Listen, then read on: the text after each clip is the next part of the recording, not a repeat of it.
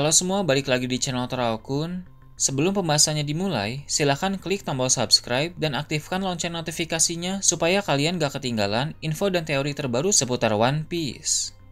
Buat kalian yang mau informasi tambahan soal SBS atau databook, kalian bisa follow Instagram Toraokun. Di sana admin akan memposting soal SBS, databook, dan berbagai teori singkat. Sekarang lanjut ke pembahasan.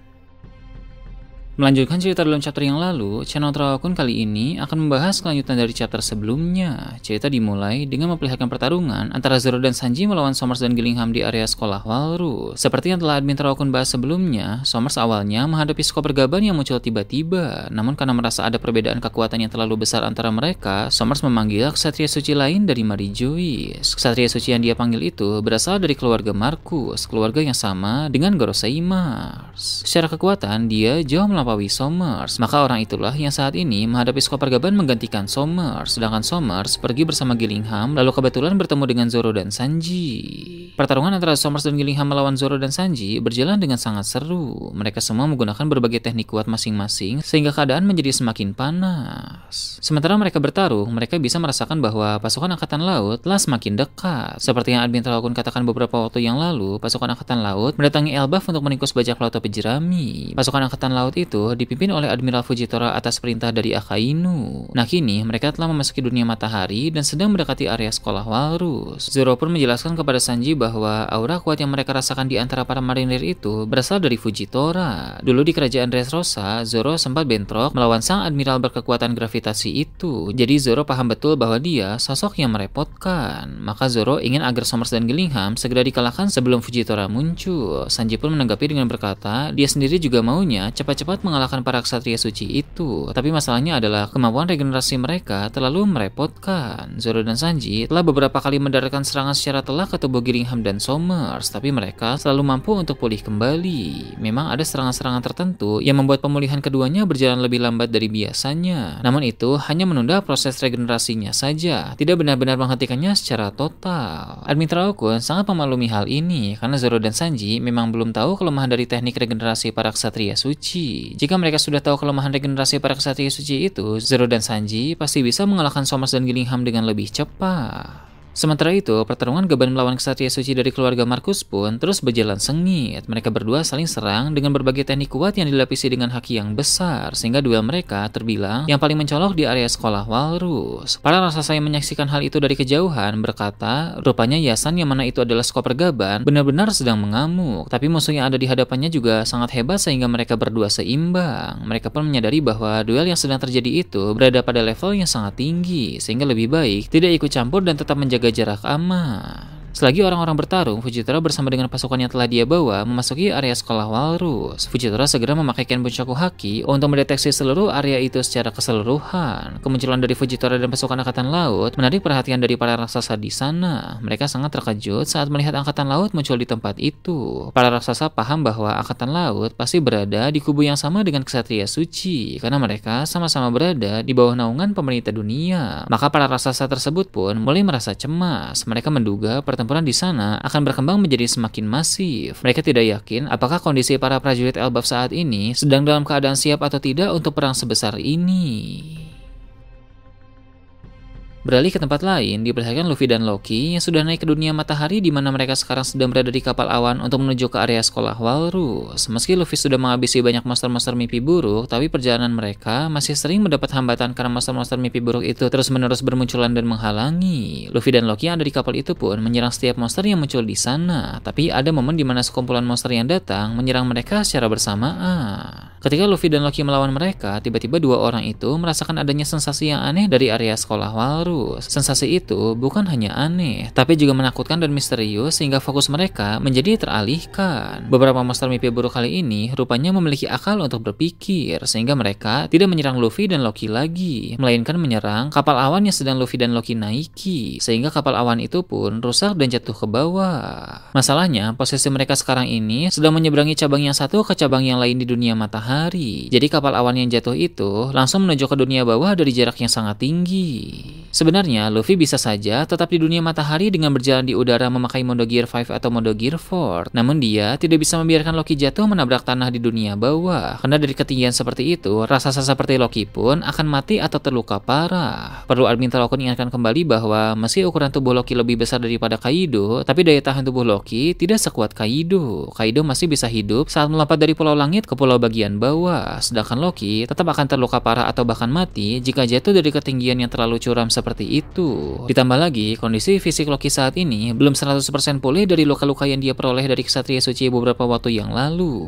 Maka, jatuh dari ketinggian dunia matahari ke dunia bawah akan sangat fatal bagi kondisi tubuh Loki saat ini. Luffy yang memahami hal itu pun tidak bisa membiarkan Loki terjatuh sendirian. Luffy pun terpaksa ikut menjatuhkan diri ke wilayah dunia bawah. Bahkan dia memakai suatu teknik agar tiba di tanah lebih dulu. Sebagai manusia yang bertubuh karet, tentu sebuah benturan bukan masalah besar bagi Luffy. Begitu si Tobi Jeremy itu mencapai tanah, dia pun membuat perutnya menjadi sangat besar, sehingga Loki terjatuh di perut itu dan terpantul dengan selamat. Dengan jatuhnya kapal awan Luffy dan Loki, maka mereka berdua pun sekarang ini kembali ke posisi awal yaitu dunia bawah. Hal ini tentu membuat keduanya sangat kesal. Padahal Adwin Terokun sebenarnya sudah tidak sabar melihat mereka berdua beraksi dan bekerja sama di pertempuran utama. Namun selalu ada saja halangan yang menghambat mereka terlibat dalam pertempuran di area sekolah Walrus. Hajurin dan kawan-kawan yang tengah melawan monster-monster mimpi buruk di pemukiman para warga bisa melihat Luffy dan Loki yang terjatuh tadi. Sehingga setelah membereskan para monster itu, mereka akan kembali ke dunia bawah untuk mengecek keadaan Luffy dan Loki. Pada akhirnya, posisi Luffy, Loki, dan Hajurin serta kawan-kawan kembali seperti semula di dunia bawah. Kemudian cerita berpindah ke Pulau Karibari memperlihatkan kelanjutan pertempuran di sana. Mihawk telah berhasil mengalahkan salah satu Serapim dan juga membuat Admiral Ryokugyu terluka parah. Perlu admin Terokun ingatkan kembali bahwa jumlah Serapim ada 7, 3 dibawa oleh Ryokugyu dan 4 dibawa oleh Fujitora. 3 Serapim yang dibawa oleh Ryokugyu ini adalah Serapim Doflamingo, Serapim Krokodil, dan Serapim Moria. Namun karena Ryokugyu memiliki kekuatan hutan, dia bisa menciptakan tumbuhan obat yang menyembuhkan luka-lukanya dengan sangat cepat, sehingga kini dia bisa bertarung kembali melawan Mihawk. Mihawk pun memutuskan untuk bertarung dengan lebih serius agar dia bisa segera memenangkan pertarungan ini supaya bisa segera pergi ke Pulau Hachinosu untuk membantu bajak laut Akagami. Dalam pembahasan admin Terokun sebelumnya, terungkap bahwa Mihawk adalah salah satu aliansi terkuat Shanks karena beberapa waktu yang lalu Rockstar yang merupakan bawahan Shanks sempat menghubungi Mihawk untuk meminta bantuan. Di sini, Mihawk yang sudah serius pun akan melancarkan serangan kuat yang memiliki suatu nama jurus. Biasanya, kita hanya melihat Mihawk menebas tanpa mengatakan nama jurusnya. Nah, sedangkan di sini Mihawk mengucapkan nama jurusnya, yang menandakan bahwa itu adalah serangan kuat yang Mihawk lancarkan dengan serius. Uniknya, serangan Mihawk ini memiliki tema kegelapan sama seperti Rayleigh. Menurut admin Terokun, ada kemungkinan bahwa Mihawk ini adalah murid Rayleigh di masa lalu. Berhubung Shanks juga adalah murid dari Roger, dan mereka memiliki nama-nama jurus dengan tema yang sama. Jadi, bisa kita simpulkan bahwa Shanks dan Mihawk yang merupakan rival abadi ternyata adalah murid dari Roger dan Rayleigh. Setelah itu, kembali ke Pulau Elbaf, cerita menyeruti area sekolah Walrus memperlihatkan sensasi apa sebenarnya yang tadi dirasakan oleh Luffy dan Loki dari kejauhan. Ternyata saat ini muncul 2 lingkaran sihir di area sekolah Walrus. Dari yang admin Terokun lihat, lingkaran sihir pertama berukuran kecil di bawah kaki Ksatria Suci dari keluarga Markus yang tengah melawan Skoper Gaban. Sedangkan lingkaran sihir kedua berukuran sangat besar di bawah kaki Fujitora dan para pasukan angkatan laut. Tak lama berselang, tiba-tiba Ksatria Suci dari keluarga Markus bersama dengan para marinir termasuk Fujitora menghilang dari Pulau Elbaf. Mereka tiba-tiba muncul di wilayah Marijuis. Dengan begitu, pihak pemerintah dunia di Elbaf tersisa Gunko, Somers, dan Gillingham seperti semula. Rupanya, 2 lingkaran sihir tadi berasal dari Im Sama. Dia menarik mundur mereka dengan suatu alasan. Im Sama tidak suka dengan pergerakan Ksatria Suci dari keluarga Markus dan pasukan angkatan laut yang datang ke Pulau Elbaf. Rupanya, Im Sama ini sedang melakukan tes kelayakan dari Gunko, Somers, dan Gillingham. Ternyata, Gunko, Somers, dan Gillingham adalah Ksatria Suci yang performanya akhir-akhir ini agak menurun sehingga misi di Elbaf adalah tes untuk mereka. Apakah mereka bisa menyelesaikan misi di sana dengan baik atau tidak? Jika Ksatria Suci dari keluarga Markus dan Fujitora beserta pasukan angkatan laut membantu mereka di sana, itu akan terlalu mudah bagi Gunko, Somers, dan Gillingham. Im Sama menegaskan kepada mereka bertiga bahwa mereka harus bisa menyelesaikan misi ini dengan usaha mereka sendiri. Tidak boleh ada bantuan dari pihak lain. Di Marijois, Fujitora dan pasukan angkatan laut pun bingung mengapa mereka muncul di tempat itu. Mereka muncul di bagian halaman yang sangat luas, bukan di tempat pribadi Im Sama, karena Im Sama tentu tidak mau orang-orang itu melihatnya.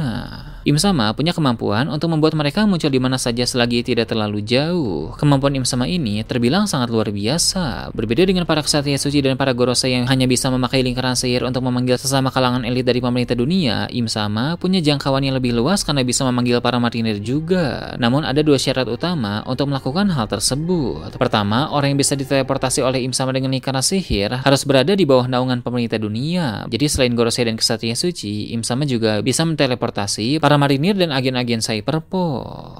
Syarat kedua, orang-orang itu harus berada di jarak yang tidak jauh dari gorosei atau ksatria suci, sebab mereka tidak memiliki tanda khusus untuk melewati lingkaran sihir. Yang memiliki tanda khusus hanya para gorosei dan ksatria suci saja. Jadi Im Sama hanya bisa memanggil marinir jika posisi mereka tidak terlalu jauh dari para pemilik tanda. Contohnya dalam situasi ini, Fujitora dan pasukan angkatan laut tadi berada di area sekolah Walrus yang mana mereka dekat dengan ksatria suci dari keluarga Markus. Biasa Admin Terokun bilang bahwa lingkaran sihir yang muncul di bawah kaki Fujitora serta pasukan angkatan laut saling beresonansi dengan lingkaran sihir yang muncul di bawah kaki ksatria suci dari keluarga Markus, sehingga mereka semua bisa sama-sama diteleport kembali ke Marijoice.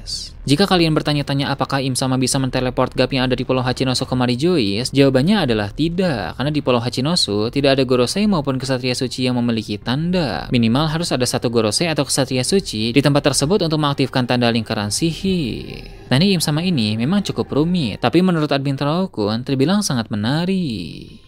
Kembali menyoroti Marijoice, ksatria suci dari keluarga Markus yang paham bahwa mereka ditarik mundur oleh Im Sama pun segera mendekati Fujitora. Demi menutupi keberadaan Im Sama, ksatria suci itu berbohong dengan berkata bahwa mereka ditarik mundur oleh para gorosei. Namun Fujitora bisa menyadari bahwa ada hal yang aneh yang ditutupi oleh ksatria suci itu, tapi Fujitora masih belum memiliki bukti apa-apa.